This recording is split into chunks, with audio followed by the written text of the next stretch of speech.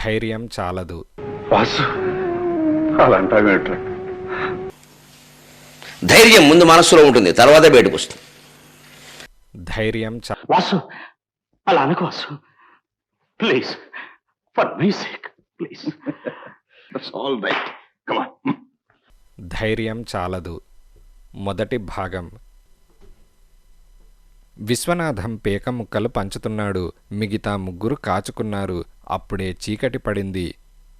దీపాలు అని విశ్వనాథం కేకవేశాడు. అతని కూతురు 18 ఏళ్ల పిల్ల హాల్లో స్విచ్ వెలిగించి వెళ్ళింది. అమ్మాయి ఏం చదువుతోంది అని వెంకట్రామయ్య అడిగాడు. బీకాం అని విశ్వనాథం అనగానే, పై చదువు చదివిస్తావా లేక అని చుట్ట వెలిగిస్తూ వెంకట్రామయ్య ప్రశ్నించాడు. ఇంకా ఏమీ నిశ్చయించుకోలేదు అని విశ్వనాథం అనగానే, స్టేక్స్ ఎంత అని ప్రకాశ్రావు అడిగాడు. పాయింట్కి 9 పైసా అని విశ్వనాథం జవాబు చెప్పాడు. అంత తక్కువ స్టేక్స్ అయితే అసలు ఇంట్రెస్ట్ ఉండదు, కనీసం పాయింట్కి 10 పైసలన్నా అని గిరి అంటున్నాడు. ప్రస్తుతం నాకు ఆర్జన లేదు, వ్యాపారంలో నష్టం వచ్చి మానేశాను. మీకు తెలుసుగా, 10 పైసలు పాయింట్ నేనెక్కడా అడగలను అని విశ్వనాథం అన్నాడు. అవునయ్యా తెలుసు, ఉప్పరపల్లి దగ్గర నీకు పెద్ద ఇల్లు కాదు భవనం ఉన్నదని, ఆ మేడ చుట్టూ 20 ఎకరాల మాగాణి ఉన్నదని, చింత చెట్లున్నాయని కూడా తెలుసు అని వెంకట్రామయ్య నవ్వుతూ అన్నాడు. విశ్వనాథం పేక ముక్కలు పంచడం ఆపేసి, మీరు ముగ్గురు బాగా ఉన్నారు, లక్షలకు లక్షలు గడిస్తున్నారు, పోనీ మీలో ఎవరన్నా నా ఆస్తిని కొనుక్కోకూడదు అని అడిగాడు. ఏవో వ్యాపారాలు పరిశ్రమలు పెట్టుకున్న మాకు ఆ మారుమూల ఆ ఇల్లు దేనికి? అక్కడే ఆ ప్రాంతాల్లో ఎవరికన్నా అమ్మేసి డబ్బు చేసుకొని ఇంకో వ్యాపారం ప్రారంభించు అని ప్రకాశ్రావు సలహా ఇచ్చాడు. కొనేవాళ్లుంటే అమ్మేస్తాను, కానీ లేరే అని విశ్వనాథం నిట్టూర్చాడు.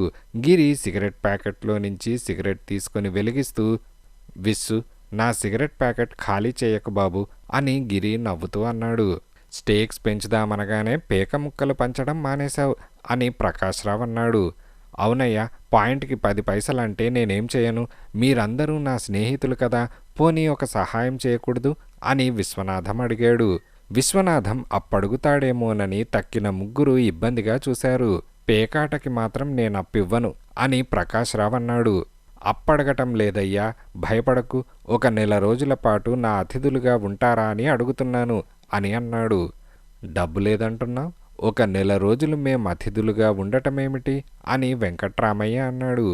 విశ్వనాథం సిగరెట్ యాస్ట్రేలో పడేసి, మీరు ముగ్గురు మీ భార్యలతో పిల్లలతో ఇంకా బంధువులు ఉంటే వాళ్లతో మా ఊరికి ఉప్పరపల్లికి వచ్చి ఈ వేసవికాలం సెలవులకు, అంటే ఇంకో వారం రోజుల్లో ప్రారంభమవుతాయిగా, స్కూళ్ళు కాలేజీలు మూసేస్తారు, ఉప్పరపల్లిలో ఉన్న నా ఇంట్లో 1 నెల రోజులు నా అతిథులుగా ఉండకూడదు అని విశ్వనాథం అడిగాడు. ఒరే విస్సు, ఏమిట్రా నీ జోక్? సిగరెట్ ప్యాకెట్ కొనడానికి డబ్బు లేదంటావు, మాకింతమందికి 1 నెల రోజులు నువ్వు అని గిరి అంటున్నాడు. భోజనాలు టిఫిన్లు ఆ విషయమా? మిమ్మల్ని మార్చను, ఆ చింత వద్దు, మనకు కావాల్సిన వస్తువులు బియ్యం పాలు అన్నీ సమృద్ధిగా ఏర్పాటు చేస్తాను అని అనగానే, ఏమిటయ్యా నిజం చెప్పు, ఏమిటి నీ నాటకం అని వెంకట్రామయ్య అడిగాడు. ఇక్కడైతే ఏమీ దొరకవు, కానీ మా ఊళ్ళో పరపతి అలాంటిది, అన్నీ వస్తాయి, కాస్తో కూస్తో డబ్బు కూడా పుట్టించగలను, 1 నెల రోజులు మిమ్మల్ని అందర్నీ అని విశ్వనాథం అంటూ ఉండగానే, సరేనయ్యా, నువ్వు మాకన్ని సదుపాయాలు చెయ్యగలవని ఒప్పుకుంటున్నాను, మేమక్కడికి ఎందుకు రావాలి, 1 నెల రోజులు ఎందుకుండాలి, నీ విషయం నాకు తెలుసుగా, నీకేదో లాభం లేనిదే అని ప్రకాశ్రావు అంటున్నాడు. నిజం చెప్పమంటారా అని విశ్వనాథం అనగానే, స్టూపిడ్, ఎవరన్నా అబద్ధం చెప్పమంటారా అని గిరి అన్నాడు. ఆ మేడ ఆ పొలం ఆ తోట అమ్మాలంటే 9 పైసా ఇచ్చి కొనే నాథుడు లేడు ఆ ప్రాంతాల్లో అని విశ్వనాథం అన్నాడు. ఏ ఆ ప్రాంతాల్లో అని వెంకట్రామయ్య అడుగుతూ ఉండగానే, డబ్బున్న వాళ్ళున్నారు, కానీ అది దెయ్యాల కొంప అని, అస్థిపంజరాలు తిరుగుతూ ఉంటాయని, రాత్రి ఆ ఇంట్లో ఉంటే 1 రాత్రికి ఒకరిని చొప్పున దెయ్యాలు బలి తీసుకుంటాయని ప్రచారం జరిగింది అని విశ్వనాథం అన్నాడు. ప్రచారం అంటున్నావు, అందులో నిజం లేదా అని వెంకట్రామయ్య అన్నాడు. ఒంటరిగా నేను చాలాసార్లు ఆ ఇంట్లో ఉన్నాను, నాకే హాని జరగలేదు అని విశ్వనాథం అన్నాడు. నువ్వొంటరిగా ఎందుకున్నావు? నీ భార్యని పిల్లల్ని ఎందుకు తీసుకొని వెళ్ళలేదు అని అనగానే ధైర్యం చాలక అని విశ్వనాథం అన్నాడు. అంటే నీకేదో కొంత భయం లోపల ఉందన్నమాట. నువ్వింత సూపర్స్టిషన్ అనుకోలేదు. డామిట్, దెయ్యాలేమిటి అస్థిపంజరాలేమిటి, బుద్ధున్నవాడు ఎవడూ నమ్మడు అని ప్రకాశ్రావు అన్నాడు. ప్రకాశం, తొందరపడి అలా మాట్లాడకయ్యా. విశ్వనాథానికి నీకున్నపాటి తెలివితేటలున్నాయి. నువ్వు economics graduate, Viswanatham science graduate. ఏదో కొంత కథ ఉండి ఉండాలి. విసు, నీ ఇల్లు దెయ్యాల కొంప అనడానికి ఆధారాలున్నాయా అని వెంకట్రామయ్య అడిగాడు. ఉన్నాయి. నాకు తెలిసి మొత్తం 6 మగవాళ్ళు, 4 ఆడవాళ్ళు, 3 పిల్లలు ఆ ఇంట్లో ఆ తోటలో విచిత్ర పరిస్థితుల్లో మరణించారు. పోలీసుల దర్యాప్తుల వల్ల కూడా వాళ్ల చావుకి కారణం తెలియలేదు అని విశ్వనాథం అన్నాడు. అఫీషియల్ రిపోర్ట్ ఏమిటి? రికార్డులో ఏం రాశారు అని ప్రకాశ్రావు అడిగాడు. Unsolved case, refer to parapsychology department, suspected supernatural forces అని విశ్వనాథం నవ్వాడు. ఫూల్స్, ఇంతకీ ఆ పారాసైకలాజీ డిపార్ట్మెంట్ వారు వచ్చారా అని ప్రకాశ్రావు అడిగాడు. ప్రభుత్వం విషయం తెలుసుగా, ఫైల్స్ కదలాలి. ఢిల్లీ నుంచి ఎప్పుడో ఎవరినో ఉద్యోగిని పంపిస్తారు అని అనగానే, సిన్సియర్గా చెప్పు, నీకు నిజంగా దెయ్యాలలో నమ్మకమున్నదా అని గిరి అడిగాడు. నా నమ్మకం విషయం కాదిప్పుడు సమస్య.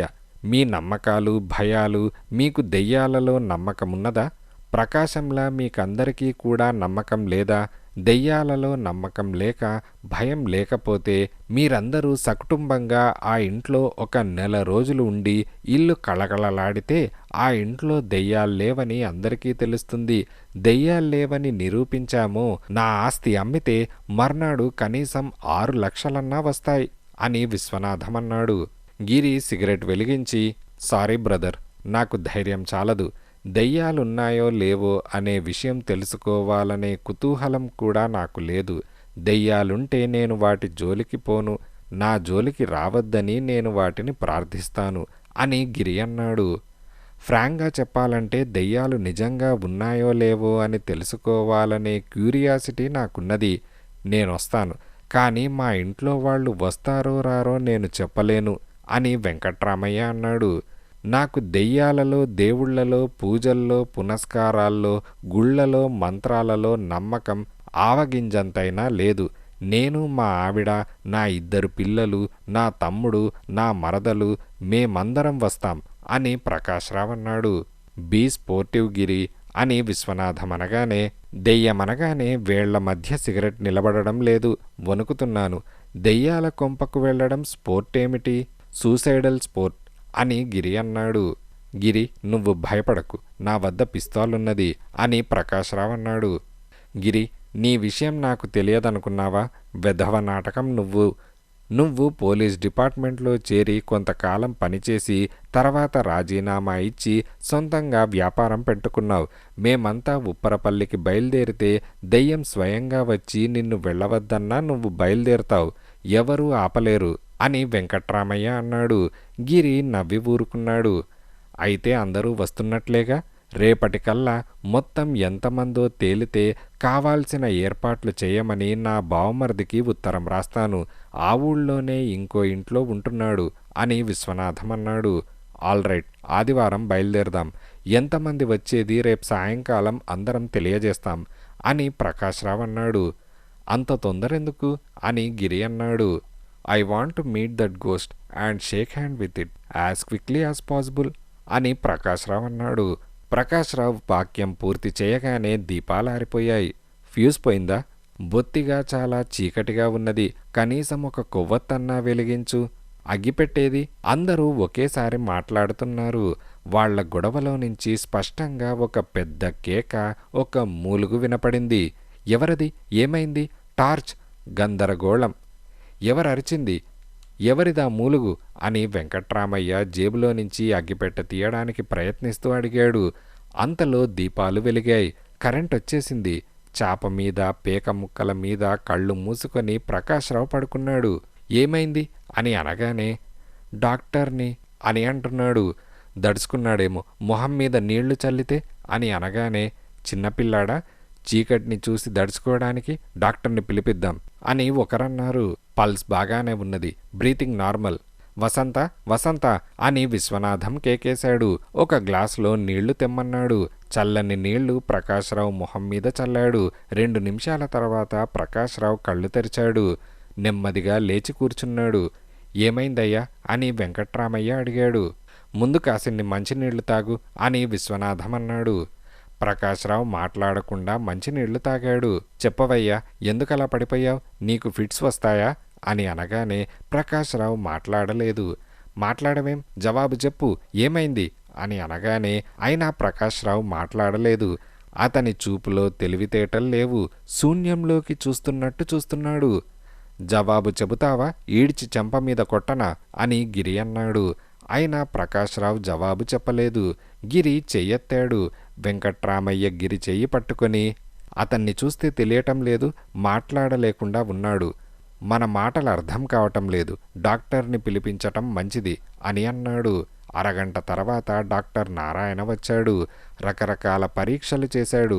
మెంటల్ షాక్ అనుకుంటాను, రిఫ్లెక్సెస్ చాలా పూర్గా ఉన్నాయి, న్యూరో సర్జన్కి చూపించండి అని డాక్టర్ చెప్పాడు.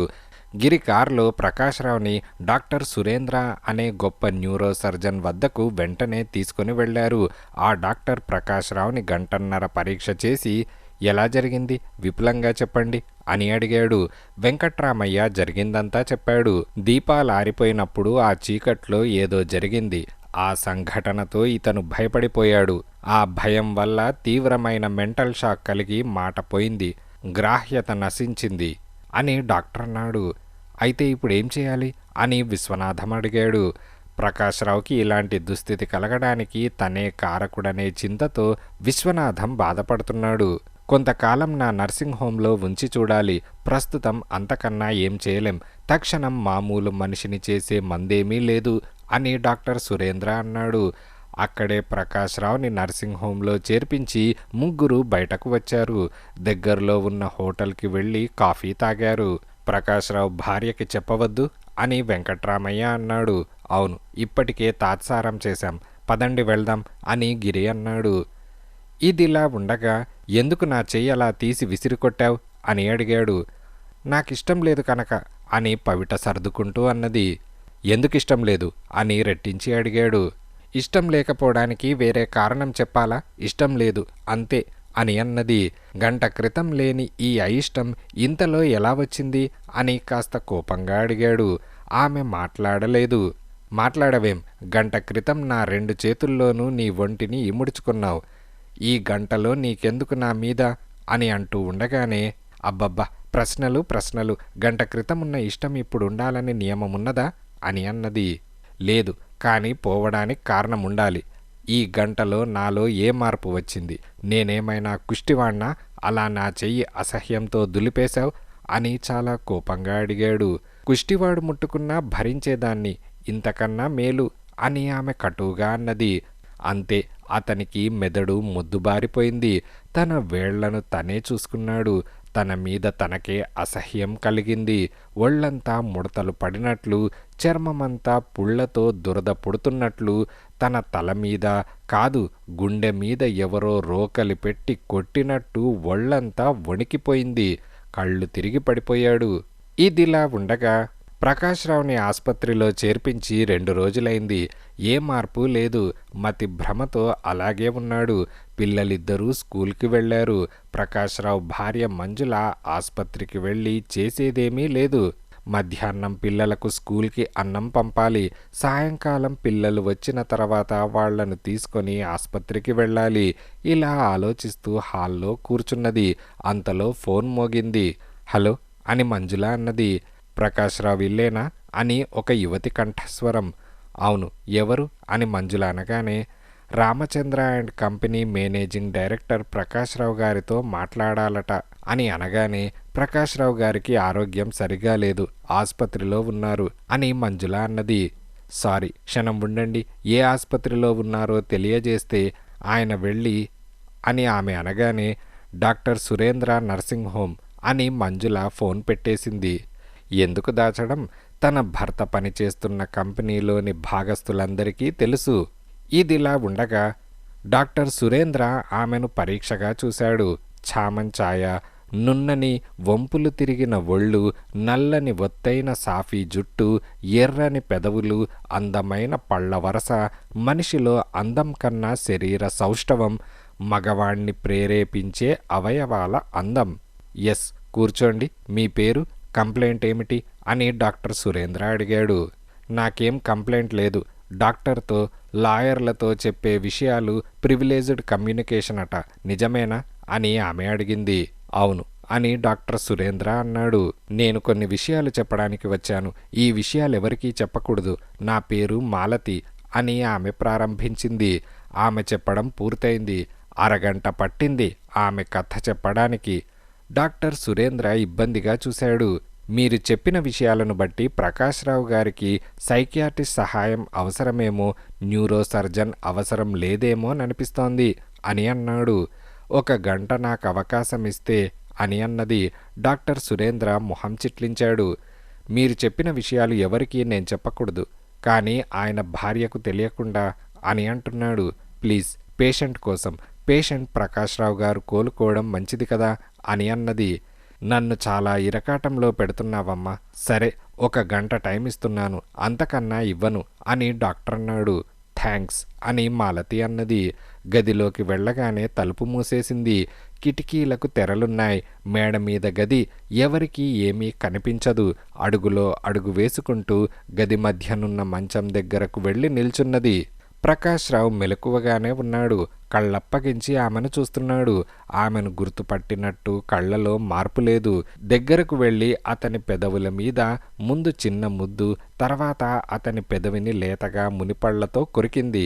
అతనిలో చలనం లేదు. అతని 2 చేతులు తీసుకొని తన మీదకు వేసుకున్నది. అతని వేళ్లలో వేడి లేదు. ఎంత ప్రయత్నించినా అతనిలో ఎలాంటి మార్పు లేదు.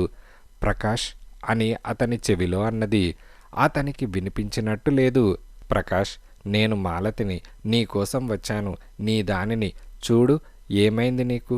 నేనక్కర్లేదా?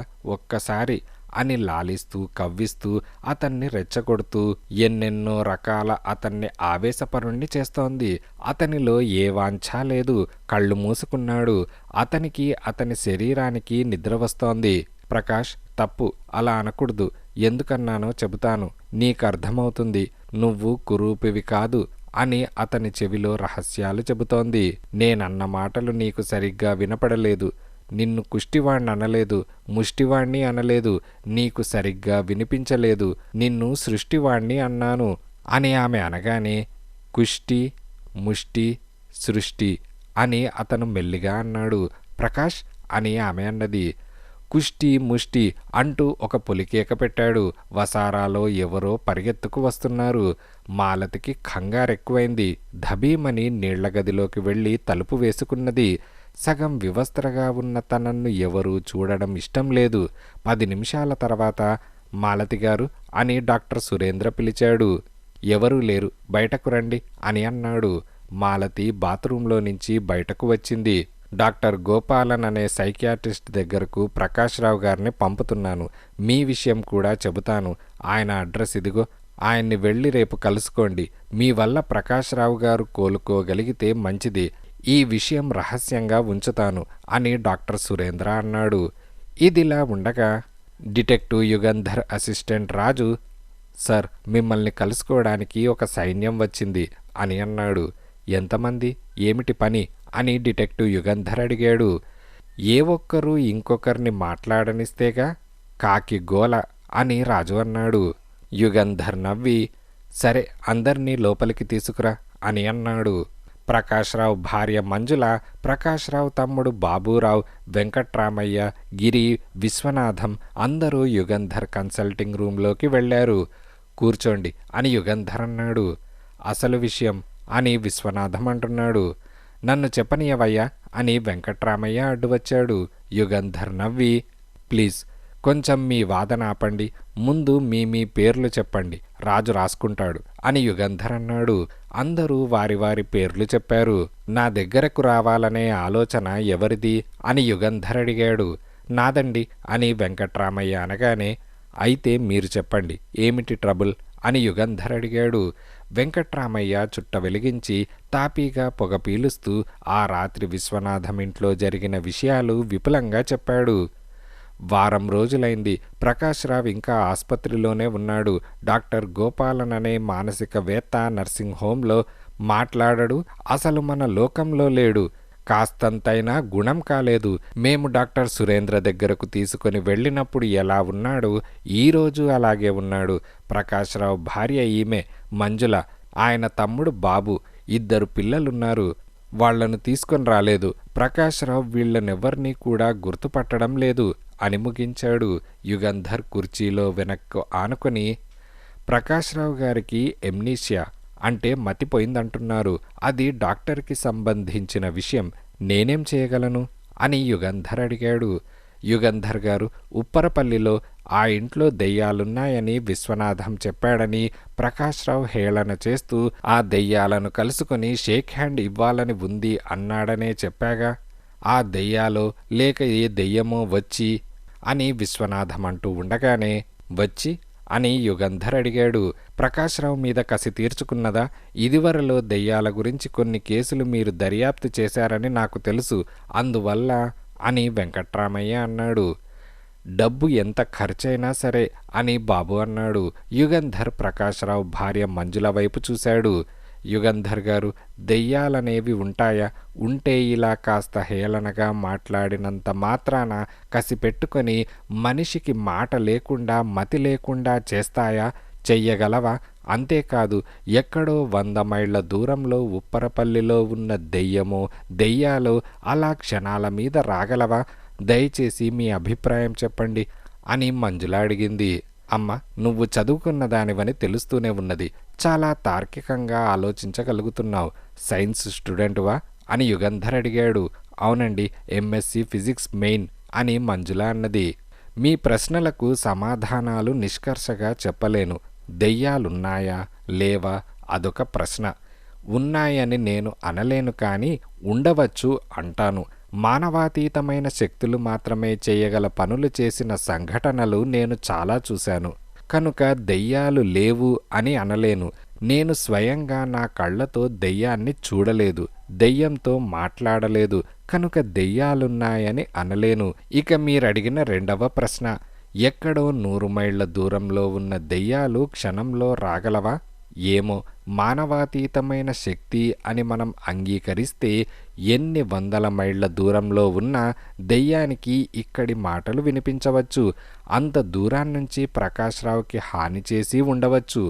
ఇక 3వ ప్రశ్న, కాస్త జోక్గా హాస్యానికి దెయ్యాన్ని హేళన చేసినంత మాత్రాన అంత కసిపెట్టుకొని ఇంత తీవ్రమైన శిక్ష విధిస్తాయా? దెయ్యాలున్నాయని మనం అంగీకరిస్తే ఆ దెయ్యాలు ఎక్కడి నుంచి వచ్చాయి? ఎవరివి? చనిపోయిన వారివి. కనుక చనిపోయిన వారు బతికుండగా ఎటువంటి నైజం కలవారై ఉంటారో దెయ్యాలైన తర్వాత కూడా అలాంటి తత్వమే ఉండి ఉండాలి. అంటే మంచి మనిషి, బతికుండగా ఎవరికీ కీడు చెయ్యని మనిషి, ఎవరిని ద్వేషించి హాని చెయ్యని మనిషి, దెయ్యమైనా ఎవరికీ ఆ దెయ్యం హాని చెయ్యదని నా నమ్మకం. చీటికి మాటికి తగాదా పెట్టుకొని, అయినదానికి కానిదానికి పేచీ పెట్టుకొని, బతికుండగా తోటి మనుష్యుల్ని బాధపెట్టి హింసించిన మనుష్యులు దెయ్యాలైనంత మాత్రాన వారి నైజం మారదు. దెయ్యాలైన తర్వాత కూడా అలాగే ప్రవర్తిస్తారు అని యుగంధర్ అన్నాడు. థ్యాంక్స్ అండి, చాలా విపులంగా చెప్పారు. నా భర్త విషయంలో మీరేమైనా సహాయం చేయగలరా అని మంజుల అడిగింది. చెయ్యగలను అని హామీ ఇవ్వలేను, కానీ ప్రయత్నిస్తాను. దెయ్యాల విషయం నాకు చాలా ఇంట్రెస్ట్ అని యుగంధర్ అన్నాడు. అయితే అని మంజుల సందేహంతో ఆగిపోయింది. ప్రశ్నలు తర్వాత అడగండి. విశ్వనాథం గారు, దయచేసి మీరు చెప్పాలి. అసలు ఉప్పరపల్లిలో మీ ఇంట్లోకి ఆ దెయ్యాలెలా వచ్చాయి? మొదట దెయ్యాన్ని చూసింది ఎవరు? ఏం జరిగింది? వీలైనంత వరకు ఏదీ మర్చిపోకుండా విపులంగా చెప్పండి అని యుగంధర్ అన్నాడు. విశ్వనాథం చెప్పటం ప్రారంభించాడు. ఉప్పరపల్లిలో ఉన్న మా ఆస్తికి 2 వారసులం. నేను, మా అన్నయ్య. అన్నయ్య నాకన్నా 5 ఏళ్లు పెద్దవాడు. పేరు పరంధామయ్య. మా వదిన పేరు ధనలక్ష్మి. మా అన్నయ్య చాలా సనాతన పరుడు. బ్రాహ్మణ అతిశయం ఉన్న ఊరు మోతుబరి. వాళ్లకు సంతానం లేదు. పొలాల సాగుబడి మీద ఆదాయమే కాక వడ్డీ వ్యాపారం చేసేవాడు. బీద సాదల మీద కనికరమనేది లేని మనిషి. తన లాభం, తన వడ్డీ అంతే. చాలా స్వార్థపరుడు. నేను చదువుకొని పొలాల విషయం మా అన్నయ్యకు వదిలిపెట్టి ఈ ఊరు వచ్చి వ్యాపారం ప్రారంభించాను. వ్యాపారానికి పెట్టుబడి నా వాటా ఆస్తిలో కాస్త మాత్రమే తీసుకున్నాను. ఉప్పరపల్లిలో మా అన్నయ్య, వదిన ధనలక్ష్మి తమ్ముడు శంకరం ఉండేవారు. శంకరం స్కూల్ ఫైనల్ వరకు చదువుకున్నాడు. మా అన్నయ్యకు తోడుగా ఆ ఇంట్లోనే ఉండేవాడు. విశ్వనాథం చెబుతూ ఉంటే అందరూ చెవులప్పగించి వింటున్నారు. దాదాపు 6 ఏళ్ల క్రితం జరిగిన సంఘటన ఇది. ఒకరోజు పొద్దున శంకరం నిద్రలేచేసరికి మా అన్నయ్య, వదిన ఇంట్లో లేరట. అంటే మా అన్నయ్య చాలా చీకటితో నిద్రలేస్తాడు. బావి దగ్గర స్నానం చేసి పూజ అది చేసుకొని తర్వాత కానీ ఇంట్లోకి అడుగుపెట్టడు. మా వదిన అంత చీకటితో లేవకపోయినా తెల్లారక ముందే నిద్రలేచి ఇంటి పనులు ప్రారంభిస్తుంది. శంకరం కాస్త వెలుగు వచ్చాకే లేస్తాడు. ఇల్లంతా వెతికాడు. తర్వాత బావి దగ్గర చూశాడట. అన్నయ్య తడిపంచ బండ మీద ఉన్నది. మా వదిన ఏమైందా అని అక్కయ్య అని పిలుస్తూ ఇల్లంతా తిరగడమే కాక గొడ్ల చావిడి కూడా వెతికాడు. చివరకు వాళ్ళిద్దరూ కనిపించారు అని విశ్వనాథం అన్నాడు. ఎక్కడ అని వెంకట్రామయ్య అడిగాడు. తోటలో ఒక చింత చెట్టుకు 2 శవాలు వేళ్లాడుతున్నాయట. శంకరం కేకలేశాడు. ఊళ్ళో 4 పోగయ్యారు. దగ్గరలో ఉన్న పోలీస్ అవుట్ హౌస్కు కబురు చేశారు. తాలూకా హెడ్ క్వార్టర్స్ నుంచి మధ్యాహ్నం కల్లా పోలీస్ ఆఫీసర్లు దిగారు అని విశ్వనాథం అనగానే వాళ్ల చావుకు కారణం అని గిరి అడిగాడు. ఎవరో గొంతు నులిమి 2 చంపి తర్వాత వేళ్లాడదీశారు. మా అన్నయ్య బావి దగ్గర స్నానం చేస్తూ ఉండగా మా వదిన పెరట్లో ఉండగా అక్కడికక్కడే గొంతు నులిమి చంపారని నిశ్చయించారు. పరిశోధన వివరాలన్నీ చెప్పాలా అని విశ్వనాథం అడిగాడు. అవసరం లేదు. హత్య చేయబడ్డారని పోలీసులు తేల్చారు. హత్యకు కారణం తెలుసుకున్నారా అని యుగంధర్ అడిగాడు. దోపిడి. మా వదిన వంటి మీదున్న బంగారమంతా తీసేశారు. ఇనప్పెట్టె పగలగొట్టి దాదాపు 60,000 రూపాయలుంటాయి. అవన్నీ తీసేసుకున్నారు. అంతేకాదు దస్తావేజులు, తాకట్టు పెట్టిన పత్రాలు, ప్రామిసరీ నోట్స్ మొత్తం ఒక్కటీ లేకుండా చేసేశారు అని విశ్వనాథం అన్నాడు. ఎవరు చేసింది తేలిందా అని యుగంధర్ అడిగాడు. తేలలేదు కానీ మరొక విషాద సంఘటన బయటపడింది. మా ఊరికి దాదాపు 4 ఫర్లాంగుల దూరంలో గూడెం ఉండేది. ఆ గూడెంలో ఉంటున్న లచ్చి అనే పిల్ల క్రితం రోజు నుంచి కనిపించడం లేదని ఆ గూడెం వాళ్లంతా గొడవ చేస్తున్నారట అని అనగానే చిన్నపిల్ల అని యుగంధర్ అడిగాడు. వయస్సులో ఉన్న పిల్ల, నేను చూడలేదు కానీ చాలా అందమైనదని, వయ్యారం ఒలకపోసే సౌందర్యమని చెప్పారు అని విశ్వనాథం అనగానే ఆ లచ్చి అని యుగంధర్ అన్నాడు. ఏ చింత చెట్టుకు మా అన్నయ్య, వదినల శవాలు వేళ్లాడుతున్నాయో ఆ చింత చెట్టు కింద మట్టి కాస్త చెదురుగా ఉండటం చూసి అనుమానం వేసి పోలీసులు తవ్వించి చూస్తే ఆ లచ్చి శవం కనిపించిందట. పోలీసుల అంచనా ప్రకారం క్రితం రోజు లచ్చిని చంపి అక్కడే పూడ్చేశారు అని విశ్వనాథం అన్నాడు. లచ్చిని చంపడానికి కారణం తేలిందా అని యుగంధర్ అడిగాడు. మామూలు కారణం. బలాత్కారంగా ఆమె శీలాన్ని అపహరించారు అని అనగానే ఆ లచ్చి తన శీలాన్ని కాపాడుకునేందుకు గట్టిగా ప్రయత్నించినట్టు నిదర్శనాలు కనిపించాయా అని యుగంధర్ అడిగాడు. మరీ ఎక్కువగా పెనుగులాడినట్లు లేదు. మొదట పెనుగులాడినా తర్వాత లొంగిపోయినట్లున్నదని అన్నారు అని విశ్వనాథం అనగానే యుగంధర్ సిగరెట్ వెలిగించాడు. కాత్య అప్పుడే వచ్చింది. అందరికీ టీ అందించింది. విశ్వనాథం చెబుతున్న విషయాలన్నీ రాజు రాసుకుంటున్నాడు. 24 గంటల వ్యవధిలో ఆ ఇంట్లోనే, ఆ ఇంటి ఆవరణలోనే 3 దారుణమైన హత్యలు జరిగాయి. ఆల్ రైట్, దెయ్యాల విషయం చెప్పండి అని యుగంధర్ అన్నాడు. అందరూ నిశ్శబ్దంగా ఉన్నారు. చీమ చిటుక్కుమంటే వినిపిస్తోంది. విశ్వనాథం చెప్పే మాటలు ఏవీ వినపడకుండా పోతాయేమో అన్నట్టు ఎవరూ గొంతు కూడా సవరించుకోలేదు. ఈ దుర్ఘటన జరిగిందనే వార్త చేరగానే నేను ఉప్పరపల్లి వెళ్ళి చెయ్యవలసిన పనులన్నీ చేశాను. పోయిన డబ్బు గురించి పోలీసులు దర్యాప్తు చేస్తున్నారు. మా ఆస్తి తాలూకు పత్రాలన్నీ వేరే పెట్టెలో ఉండటం వల్ల పోయిన పత్రాల గురించి నేనేమీ పట్టించుకోలేదు. 2 రోజులుండి వచ్చేశాను. అప్పుడిక్కడ నా వ్యాపారం బాగా సాగుతోంది అని విశ్వనాథం అనగానే, ఆ ఇంట్లో అని యుగంధర్ అడిగాడు. శంకరం తను ఒంటరిగా ఉండలేనన్నాడు. నిజమే, చిన్నవాడు.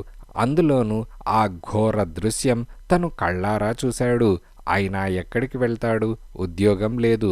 ఆ పొలాలు తోట చూసుకోమని, వాటి మీద ఆదాయం తనన్నే తీసుకోమని, ఎవరైనా అడిగితే ఇల్లద్దెకివ్వమని చెప్పాను. శంకరం ఊళ్ళో ఇంకో చిన్న గది అద్దెకు తీసుకున్నాడు. అప్పటికి వాడికి పెళ్లి కాలేదు. ఈ మధ్యనే పెళ్ళైంది అని విశ్వనాథం అన్నాడు. దెయ్యాల విషయం చెప్పవయ్యా అని వెంకట్రామయ్య విసుగ్గా అన్నాడు. ప్లీజ్ విశ్వనాథం గారిని వివరంగా చెప్పనివ్వండి, తొందరేం అని యుగంధర్ అన్నాడు. 6 నెలలు గడిచినా తెగించి ఎవరూ ఆ ఇంటికి అద్దెకు రావడం లేదు. మొత్తం ఆస్తిని బేరం పెట్టమని శంకరానికి చెప్పాను. అయితే మా ఊరికి 12 మైళ్ళ దూరంలో ఒక శెట్టిగారు ఉన్నారు. ఆయన మొత్తం ఆస్తిని, తోటని, పొలాల్ని కొన్నాడు అని విశ్వనాథం అనగానే, అయితే అమ్మేశావన్నమాట అని వెంకట్రామయ్య అంటున్నాడు. అప్పట్లో నా ఆస్తి కనీసం 1,50,000 విలువ చేస్తుంది. 80,000 ఇస్తానన్నాడు. ఇక సరేనన్నాను. 10,000 అడ్వాన్స్ ఇచ్చాడు. మిగతా సొమ్ము 6 నెలల్లో ఇచ్చి రిజిస్టర్ చేసుకుంటానన్నాడు. ఇక చేసేది లేక సరేనన్నాను. ఆయన భార్య, 3 పిల్లలు. ఆయన మా అన్నయ్యలా వడ్డీ వ్యాపారం చేసేవాడు. వాళ్ల ఊళ్ళో ఎవరో మార్వాడీలు వచ్చి వ్యాపారం మొదలుపెట్టాక శెట్టిగారి వ్యాపారం మందగించిందట. అందువల్ల ఉప్పరపల్లిలో ఆస్తి కొనుక్కొని అక్కడికి మారాడు అని విశ్వనాథం అనగానే, ఎక్స్క్యూజ్ మీ విశ్వనాథం గారు, డబ్బు పూర్తిగా ఇవ్వకుండా రిజిస్టర్ చేయకుండా ఆ ఇంటిని, పొలాన్ని ఆ శెట్టిగారికి స్వాధీనం చేశారా అని యుగంధర్ అడిగాడు. అవునండి, డబ్బెక్కడకు పోతుంది? అతనికి రావాల్సిన డబ్బు వసూలు కాగానే ఇస్తానన్నాడు. నన్ను దగా చేస్తే ఆ ఊళ్ళో అరక్షణం ఉండలేడు. మా అన్నయ్యకు మంచి పేరుండేది కాదు, కానీ నాకు మా ఊళ్ళో మంచి పేరున్నది అని విశ్వనాథం అనగానే, ఆల్ రైట్ చెప్పండి అని యుగంధర్ అన్నాడు. ఆ శెట్టిగారు ఆ ఇంట్లో దిగిన 10 రోజుల కల్లా ఒకరోజు పొద్దున దారుణం. ఆయన భార్య, ఏమని చెప్పను అంత దారుణం, ఏ పాపము ఎరుగని 3 పిల్లలు, 5 శవాలు, మా అన్నయ్య వదినల శవాలు వేళ్లాడిన అదే చింత చెట్టుకు వేళ్లాడాయి అని విశ్వనాథం అనగానే, పోలీసులు వాకబు చేశారా అని యుగంధర్ అడిగాడు. గొంతు నులిమి చంపినట్లు చావుకు కారణం తేల్చారు. చంపిన తర్వాత శవాల్ని చెట్లకు కట్టినట్టు తేల్చారు. కానీ ఆ ఘోరం ఎవరు చేసింది తెలియలేదు. మా అన్నయ్యని వదినని ఎవరు చంపింది తెలియలేదు. శెట్టిగారి విషయము అంతే అని విశ్వనాథం అనగానే, మరి వస్తువులు అని యుగంధర్ అడిగాడు. మళ్ళీ అదే, నగలు పోయాయి, దస్తావేజులు పోయాయి, శెట్టిగారి ప్రామిసరీ నోట్లు పోయాయి అని విశ్వనాథం అన్నాడు. ఆ దెయ్యానికి తాకట్టు పెట్టిన దస్తావేజులు, ప్రామిసరీ నోట్లు, బంగారం నగలు అంటే చాలా ఇష్టంలా ఉన్నది అని రాజు నవ్వుతూ అన్నాడు. వెంటనే వెంకట్రామయ్య, జాగ్రత్త, ఇలా మాట్లాడితే ప్రకాశ్రావు ఏమయ్యాడో తెలుసుగా అని వెంకట్రామయ్య అన్నాడు. అయినా రాజు నవ్వి ఊరుకున్నాడు. శెట్టిగారి వారసులు ప్రాధేయపడితే అడ్వాన్స్ ఇచ్చిన 10,000 తిరిగిచ్చేశాను. మళ్ళీ ఇల్లు తాళం వేశాను. కానీ ఆ రాత్రి శంకరం, ఊళ్ళో వాళ్ళు, ఆఖరికి పోలీసులు వద్దంటున్నా నా ధైర్యాన్ని పరీక్షించుకోవాలనో, ఆ ఇంట్లో దెయ్యాల్లేవని నిరూపించాలనో నాకే తెలియదు. ఆ రాత్రి ఆ ఇంట్లో పడుకున్నాను. నాకేమీ కాలేదు. సుఖంగా నిద్రపోయాను. పొద్దున లేచాను అని విశ్వనాథం అనగానే, అంతేనా అని యుగంధర్ అడిగాడు. విశ్వనాథం నవ్వి, అంతే అయితే బాగానే ఉండేది. మా ఊరి ప్రాంతాల్లో ఇంకో చిన్న ఊళ్ళో ఒక నాయుడు గారున్నారు. చవకగా ఇస్తే కొంటానని బేరం పెట్టాడు.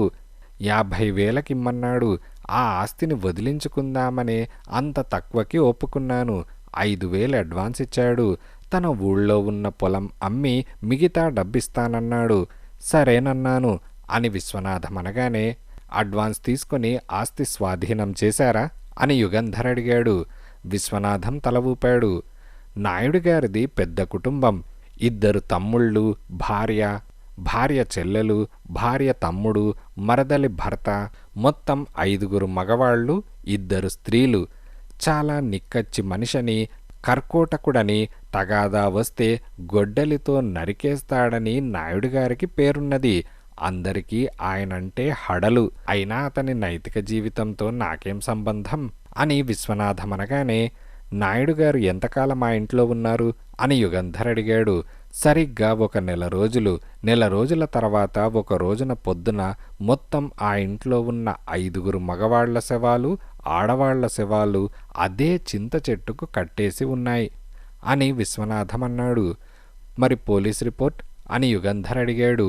అదే, గొంతు నులిమి చంపబడ్డారు.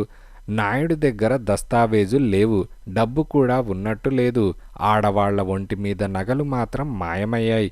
ఎవరు హత్య చేసింది అంతుపట్టలేదు. అసలు పోలీసులకు ఏ నిదర్శనమూ దొరకలేదు. దానికి తోడు ఊళ్ళో వాళ్ళు పగలు కూడా ఆ తోటలో అస్థిపంజరాలు తిరగడం చూశామని, రాత్రిళ్ళు ఆ ఇంట్లో దీపం వెలుగుతూ ఉండడం చూశామని, ఇలా ఏవో నిజాలో కల్పితాలో నాకే తెలియదు పోలీసులకు చెప్పారు. 1 నెల రోజులు పోలీసులు రావడం, ఏవో దర్యాప్తులు చేయడం జరిగింది. చివరకు కేస్ అన్సాల్వ్డ్ అని మూసేశారు. అప్పట్నుంచి ఆ ఇల్లు తాళం వేసి ఉన్నది. లోపలంతా బూజు అని విశ్వనాథమన్నాడు. మీరా ఇంట్లో మళ్ళీ అని అనగానే, ఎస్ పోలీసులు కూడా ఆ ఇంట్లో దెయ్యాలున్నాయన్నప్పుడు నాకు కోపం వచ్చి ఒక రాత్రి ఆ ఇంట్లో పడుకున్నాను. హాయిగా నిద్రపోయాను.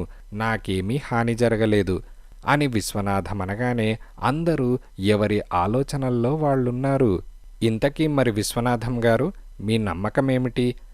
మీ ఇంట్లో దెయ్యాలున్నాయా అని యుగంధర్ అడిగాడు. ఏమో, నాకే తెలియదు. జరిగిన సంఘటనలు, ఊళ్ళో వాళ్ల మాటలు వింటే అది దెయ్యాల కొంప అనిపిస్తుంది. కానీ నేను 2-3 రాత్రుళ్ళు పడుకున్నాను. నాకు దెయ్యం కానీ, దెయ్యం చేష్టలు కానీ కనిపించలేదు. అంత మాత్రాన దెయ్యం లేదని అనలేను. యుగంధర్ గారు, మీరిందాక చెప్పినట్టు దెయ్యాలలో మంచి దెయ్యాలు, చెడ్డ దెయ్యాలు ఉన్నాయన్నట్టు, మంచివాళ్లను దెయ్యాలు ఏం చెయ్యవేమో. నాకు తెలిసి నేనింతవరకు ఎవరికీ ఏ హాని చేయలేదు అని విశ్వనాథమన్నాడు. ఊరికే నిన్ను నువ్వే పొగుడుకోకు అని గిరి అన్నాడు. అయితే మా వారు చెడ్డవారనా అందులో అర్థం అని మంజుల అన్నది. మీరేమంటారు యుగంధర్ గారు అని విశ్వనాథం అడిగాడు. దేన్ని గురించి అని యుగంధర్ అడిగాడు. ఆ ఇంట్లో దెయ్యాలున్నాయో లేవో మీరు వచ్చి తేలుస్తారా అని విశ్వనాథం అడిగాడు. దెయ్యమే మా వారికి మాటామతి పోగొట్టి ఉంటే అని మంజుల కళ్ళనీళ్లు పెట్టుకున్నది. చూడమ్మా, ప్రస్తుతానికి ఈ 2 వేరువేరు సమస్యలుగా తీసుకుందాం.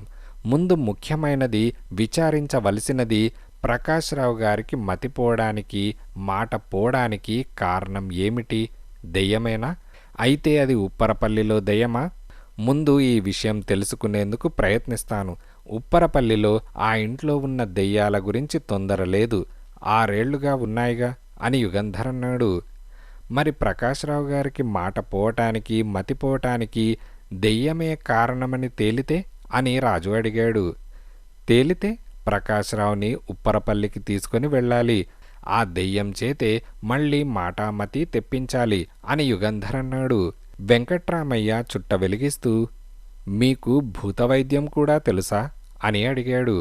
తెలియదు, అవసరమైతే తెలుసుకుంటాను.